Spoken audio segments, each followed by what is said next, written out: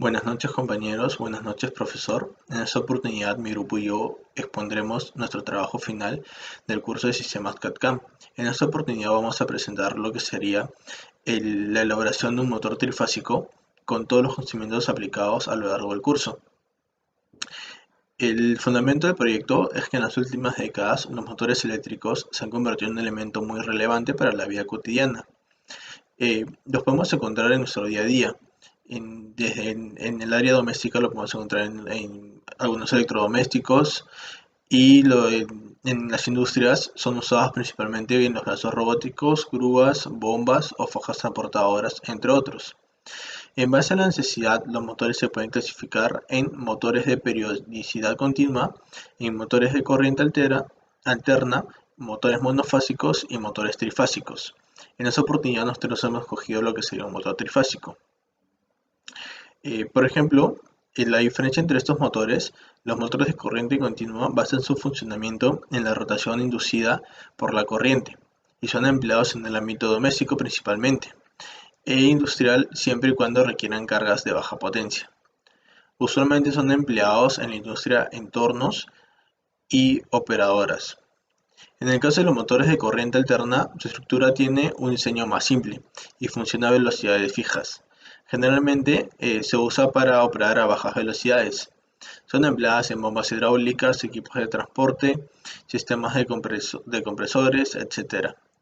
Para los motores monofásicos, los cuales funcionan con corriente monofásica, se encuentran comúnmente en hogares y son muy simples y son muy similares a los motores de corriente continua. Son motores eléctricos destinados al ámbito doméstico, de oficina o de pequeños comercios. Si bien existe una gran variedad de tipos de motores, la razón por la cual se decidió trabajar con un motor trifásico es por las grandes ventajas que tiene sobre los demás motores mencionados anteriormente. Sus principales atributos son su bajo costo, que no requiere un mantenimiento constante, que además tiene un alto grado de protección, es fácil de instalar en todo tipo de ambientes.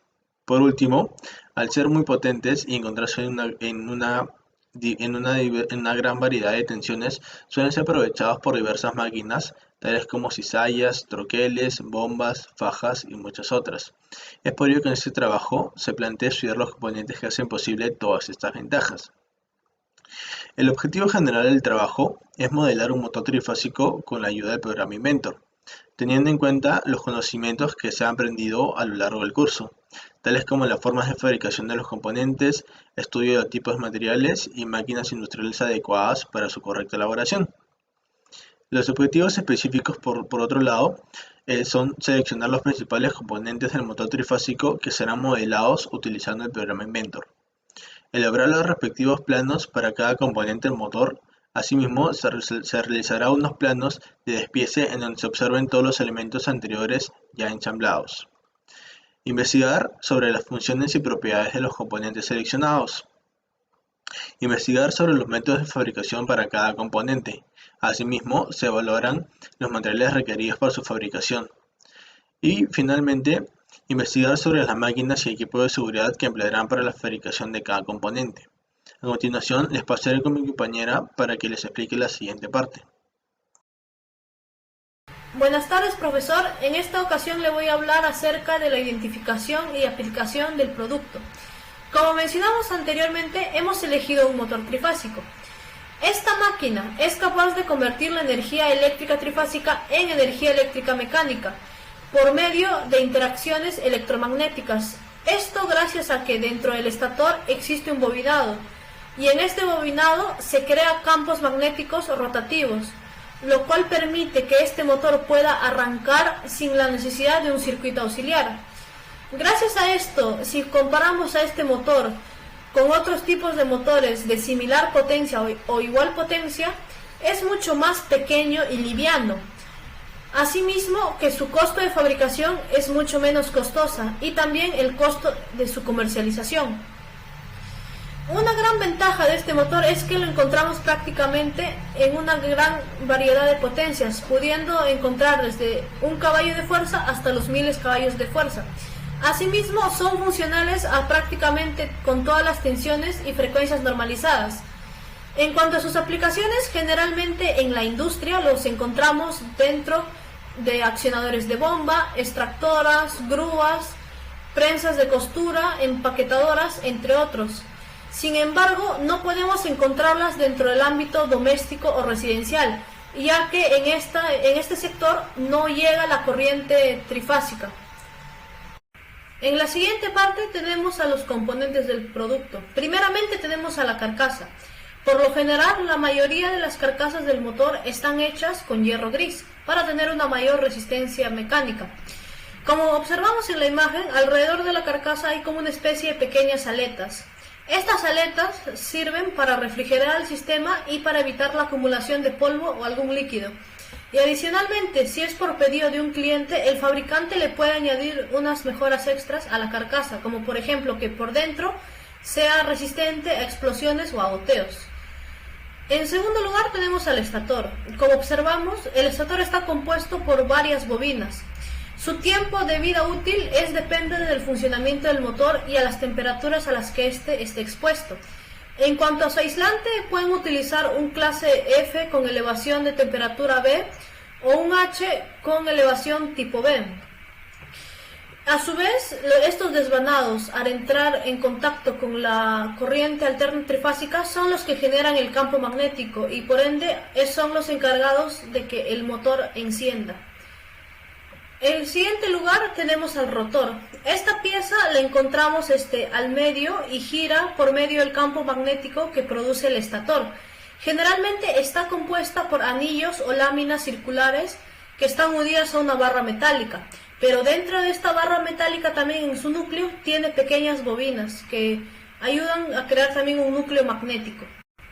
Como siguiente tenemos al ventilador, el cual se encarga de la regulación de la temperatura del estator, ya que al entrar las corrientes eléctricas y producirse campos magnéticos, el estator empieza a calentarse por las bobinas, y si no hay un correcto flujo de ventilación, podría causar un problema de cortocircuito internamente del motor. Y también a su vez enfría a los cojinetes. Se fabrican con hierro fundido y pueden ser unidireccionales o bidireccionales dependiendo de los polos que tenga el motor. Luego tenemos al eje. Esta pieza se encarga de darle soporte al ventilador y al rotor, ya que como estos realizan un movimiento giratorio, esta pieza es quien los mantiene concéntricos y fijos dentro del motor. Y está hecho con acero ANSI, ya que debido a que tiene cargas radiales y axiales, se necesita este material para que pueda tener un aguante dentro del motor. Luego tenemos a los rodamientos, que bien pueden ser delanteros o traseros. Son estándares en el caso de su fabricación y su tiempo de vida depende de las cargas radiales y axiales a las que le somete el motor y también si son lubricados correctamente.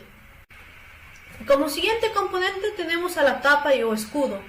Nuestro motor tiene dos, una delantera y una trasera, las cuales estas permiten la disipación térmica por medio de las aletas que están distribuidas de manera uniforme en la carcasa. Están fabricadas en hierro fundido y son fijadas con los tornillos para evitar que se bloquee el flujo del aire. También estas cumplen la función de darle rigidez a la carcasa y proteger a los elementos internos del motor. Luego tenemos a la regleta de Bornés o tapa de borneros. Para nuestro caso, nuestra tapa de borneros presenta 6 agujeros que contendrán 6 bornés, las cuales funjan como terminales a los polos del motor, y por estos terminales se permite su alimentación y también poder configurar su arranque, que bien puede ser en estrella o en triángulo. Esta placa por lo general está hecho de resina de poliéster reforzada con vidrio, aunque en algunos casos también puede ser hecha con metal. Luego tenemos la caja de bornés, que están hechos tanto del mismo material de las cuales están hechos la tapa o la carcasa, o también en algunos casos pueden estar hechas de plástico poliéster reforzado. Estas cumplen la función de proteger a las borneras durante el funcionamiento del motor.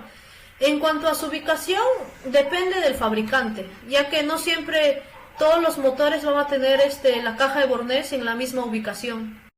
Luego tenemos a las chavetas, las cuales se utilizan para fijar volantes, ruedas dentadas, ejes de mecanismo, entre otros, dentro del motor.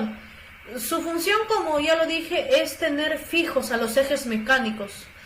El tiempo de vida útil de la chaveta puede depender del tipo y también del tamaño de los rodamientos que se utilicen, a su vez de las cargas radiales y axiales a las cuales están sometidas y a las condiciones de trabajo.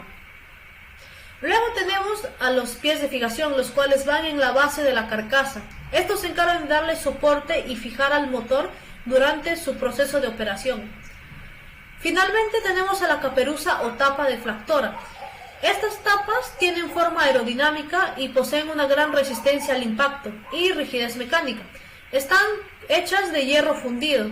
Debido a su forma, garantizan el flujo constante al interior del motor, de tal manera que el ventilador puede funcionar correctamente. En este apartado se mostrarán los planos generales del motor trifásico. Este incluye planos por pieza, a su vez como el plano de ensamblaje y despiece. Primeramente tenemos el plano de la carcasa, luego tenemos el del estator, el del rotor, el del ventilador, el del eje, el de los rodamientos, tapas y escudos, regleta de bornés, la caja de los bornés, la caperuza, los pies de fijación y por último las chavetas. En el último plano ya mostramos el ensamblaje y despiece. Acá, como se observan, se han señalado las principales partes que hemos utilizado dentro del informe, a su vez como hacer una lista donde se indica cuál parte es cuál. Y bueno, esto sería todo por mi presentación. Gracias. Bueno, una vez conocido los planos de cada componente, es importante conocer su función y propiedades de dichos componentes. Empecemos con las arandelas. Forjados de aluminio, sirven para prevenir la pérdida de precarga una vez aplicado al apriete. La caja de bornes puede ser de nylon o cerámica. Dispone de una tapa de cierre estancado de modo que quede protegido todo el cableado. La caperuza, que es una lámina de acero, sirve para proteger el ventilador del trifásico de cualquier impacto o golpe. Igual la carcasa, que es un hierro fundido, soporta los impactos y también disipa el calor.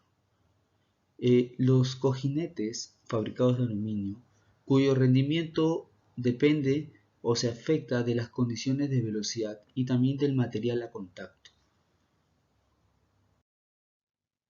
También está el eje, que están fabricados de acero.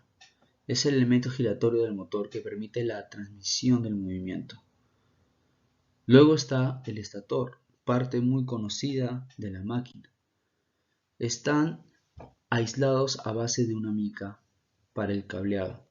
Tiene la habilidad de permitir que pase a través de ellas el flujo magnético con facilidad. Luego están los pies de fijación de acero galvanizado. Eso permite que se reduzca la vibración cuando el producto o cuando la máquina se enciende o está en constante funcionamiento. El platillo, que se fabrica con aleación de aluminio y también con fabricados de hierro fundido también. Eso depende de los tamaños. Cuando los tamaños son AH 71, 80 y 90, usualmente son platillos de aleación de aluminio. A partir del 111 ya viene a ser fundición de hierro. También están la regleta de bornes, fabricada de un material termoplástico. Este permite la conexión entre lo interno y externo. Es una interconexión entre el panel central y el equipamiento. También algo pequeño, pero el rodamiento muy importante para permitir la movilidad circular. Normalmente se fabrica de láminas de acero y pueden tener una cubierta. Luego está otra parte importante, el rotor, formado por el eje, el enchapado y unas barras de cobre o aluminio. Es el elemento móvil del motor. Sustenta el circuito de baja impedancia, que será inducido por el campo giratorio que le da el estator. Obviamente debe tener una alta resistencia de temperatura y vibraciones. Luego está el sellado de anillos, fabricado de carburo de silicio, grafito o aluminio, que deben tener una alta resistencia al desgaste y también a la dureza. Permite retener los lubricantes y excluir los contaminantes para evitar roces y desgastes. El ventilador, muy bien conocido, fabricado de una aleación de aluminio, reforzado para tener alta dureza y también debe tener resistencia a las vibraciones. Permite que se refrigere el motor ante un proceso o ante una función constante que genera que el motor se caliente a altas temperaturas. ¿Qué tal? Buenas tardes. Mi nombre es Fran Daniel Lizarbe Barzola. Voy a exponer a lo que vendría a ser el proceso de fabricación de cada componente. En sí, vamos a presentar de 2 a 3 métodos, pero va a haber casos en los cuales solo se va a presentar un método de fabricación. Bueno, ¿qué tal? Vamos a comenzar con el proceso de fabricación de la carcasa. Como se puede observar, existen 3 métodos para poder fabricarlo. Los 3 se diferencian simplemente lo que vendría a ser la materia prima con la cual se está trabajando. En el caso número 1 se trabaja con placas de acero al carbono y lingotes de aluminio. En la 2 con tubos de acero inoxidable. Y en la número 3 con lingotes de aluminio. En caso, cada uno consta tanto de ventajas como desventajas. En el método número 1 la mayor ventaja es que tiene disipación de calor y una alta tenacidad y durabilidad. En el caso, su desventaja es que también tiene una mayor tiempo de fabricación. En el caso número 2, tiene también una alta durabilidad, pero su desventaja es que tiene una dificultad a la hora de ser torneado. Y también como ya se compra el tubo de acero ya hecho, tiene un mayor costo. En el caso número 3, de igual forma, su ventaja es que tiene una alta disipación al calor, pero su desventaja es que tiene una menor tenacidad. Para el presente proyecto se va a escoger lo que vendría a ser el número 1, perdón. El motor construido que se va a construir no se utilizará para trabajos pesados ni arduas condiciones. Además que el tamaño del motor es preciso para el trabajo a condiciones normales y a largos tiempos. Vamos a proceder a explicar lo que vendría a ser el proceso de fabricación del rodamiento. De igual forma que el anterior, este consta de 3 métodos, que también de igual forma se va a diferenciar simplemente por lo que vendría a ser la materia prima, o en el caso número 2 y 3, que vendría a ser por su proceso de manufactura. En el número 1 tiene como materia prima los tubos de aceros al cromo, y en el caso número 2 y 3 son de acero al cromo. Lo que se diferencia simplemente del 2 y el 3 es el proceso de manufactura. En el número 3 tiene como proceso de manufactura la fundición, inyección y mecanizado, a diferencia del número 2 que solamente tiene extrusión y mecanizado. Para este presente proyecto hemos elegido el primer método de fabricación debido a que este es una pieza que posee una superficie de revolución que puede ser realizada por completo mediante el torneado. Asimismo, la energía que se requería para elaborar múltiples piezas sería menor que otros procesos. Vamos a explicar lo que vendría a ser el proceso de fabricación del rotor. Ahora vamos a explicar lo que vendría a ser el proceso de elaboración del rotor. De igual forma que del anterior, este proceso consta de 3 métodos. La diferencia básicamente consiste en la materia prima con la cual se está trabajando. En el caso del método 1 se está trabajando con chapas de acero, el número 2 con lingotes de acero y el número 3 también con lingotes de acero. La diferencia entre el 2 y el 3 vendría a ser el proceso de manufactura. El número 2 es mecanizado, apilado y remachado, y en la número 3 la fundición, la inyección y el apilado. Los 3 métodos tienen sus ventajas y desventajas. pero básicamente nosotros hemos elegido el primer método, pues que en el caso del segundo y el tercer método se puede gastar mucho dinero. Y bueno, en el caso del segundo se pierde adicionalmente material de fabricación. Las láminas de acero necesarias para la elaboración de autor, además que requerir más tiempo de fabricación, porque realiza un troquelado.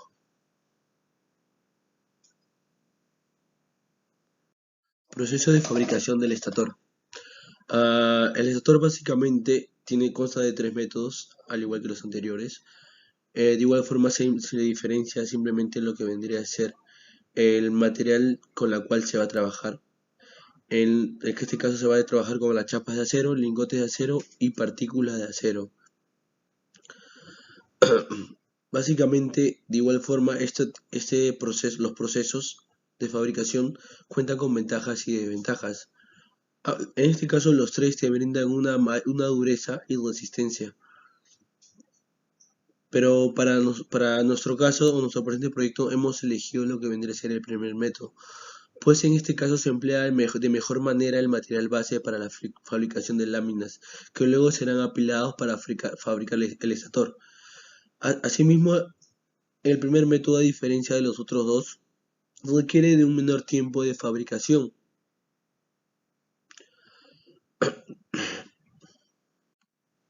Eso, a diferencia del segundo método que requiere un mayor tiempo de fabricación, pues se tiene que mecanizar el material para la obtención de las láminas.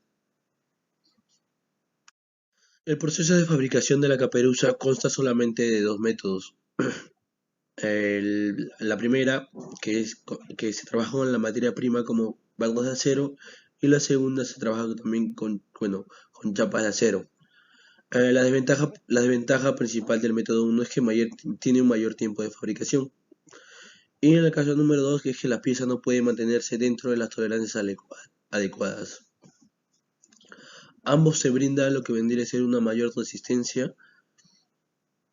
Y bueno, en este caso, o para nuestro caso o proyecto, hemos optado por el método número 1 debido a su alta resistencia a los golpes y precisión. Para el caso de la chaveta y ventilador, solamente tiene un método de fabricación, que básicamente en el caso de la chaveta tiene como materia prima la barra de acero y tiene un proceso de manufactura que es el fresado y luego rectificado. En el caso del ventilador tiene como materia prima lingotes de acero, luego pasa por un proceso de fundición, inyección y taladrado y mecanizado. El proceso de fabricación de las tapas, consta de tres métodos. Tiene 3 métodos que el primer caso tiene como materia prima las piezas de aluminio. El caso número 2 tiene el policarbonato. Y en el caso número 3 lo que vendría a ser lingotes de acero del carbono.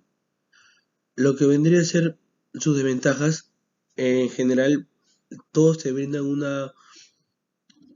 no te brindan lo que vendría a ser una tenacidad.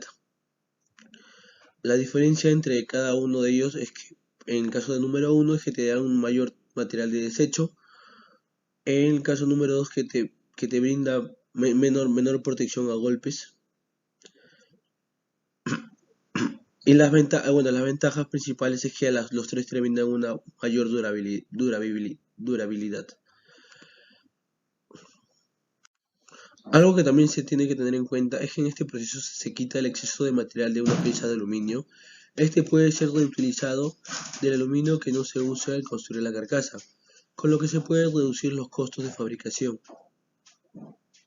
Y para finalizar se va a explicar el diagrama de operaciones del proceso. Se puede observar que existen diferentes procesos de manufactura a la cual están sometidos cada materia prima.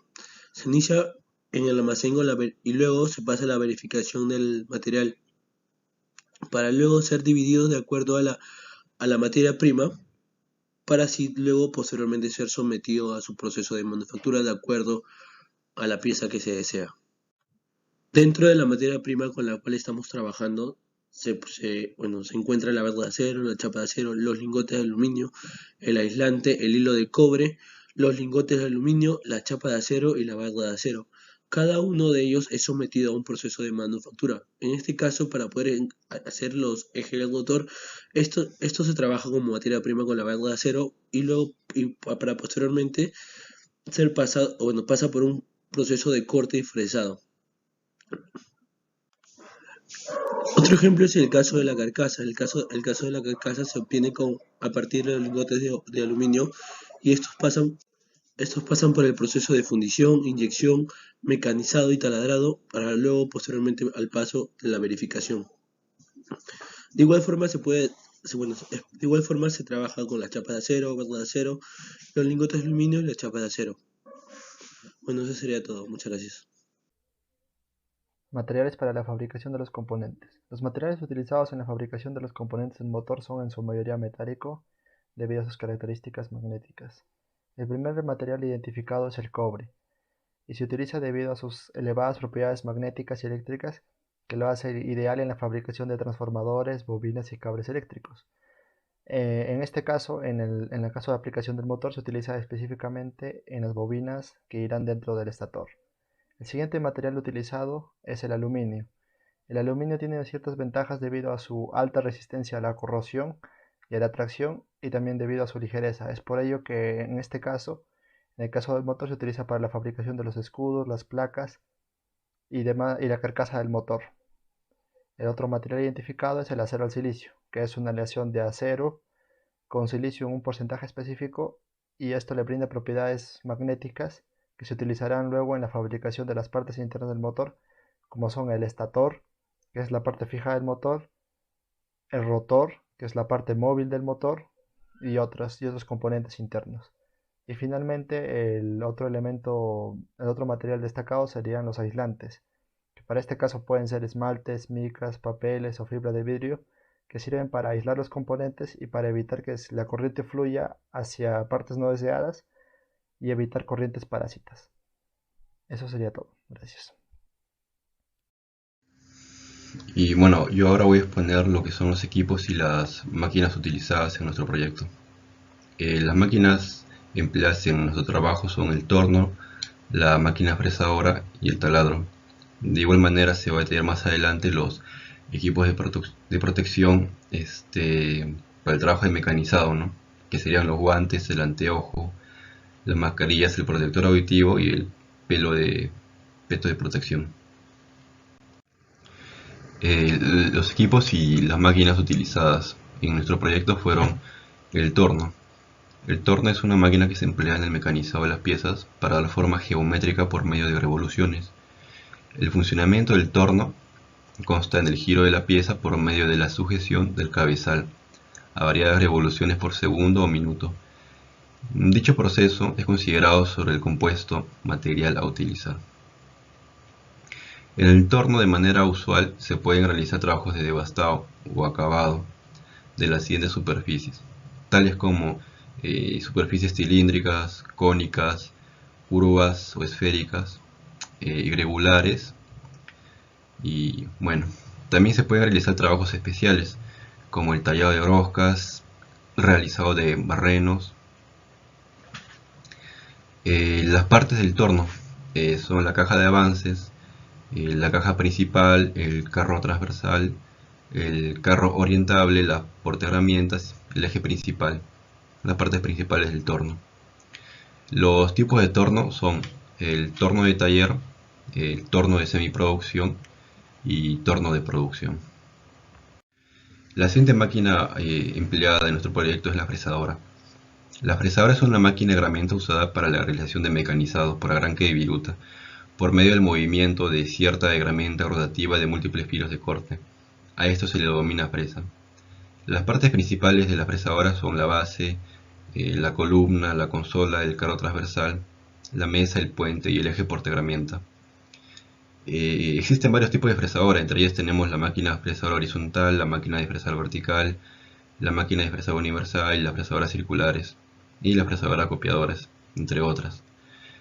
Las operaciones de trabajo de la fresadora son el planeado, el fresado en escuadra, el cubicaje, el corte, el granulado recto y granulado de forma. Bueno, el siguiente equipo a utilizar ha sido el taladro. El taladro se caracteriza principalmente por hacer las operaciones rápidas con precisión y acabado superficial mejorado. También permite la realización de agujeros a cualquier diámetro. Se pueden realizar dos tipos de movimientos diferentes: el movimiento principal o de corte y el movimiento de avance. En el movimiento de avance se da siempre en la dirección paralela al eje de la broca. Y ahora tenemos los equipos de protección utilizados en nuestro proyecto. Los equipos de protección son necesarios para brindar la seguridad necesaria, ya que los equipos a utilizar van a alta velocidad y se pueden convertir en armas mortales por medio de una mala manipulación. Los equipos a utilizar son los anteojos de protección, los guantes de protección, la mascarilla de protección, los protectores auditivos y el peto de protección.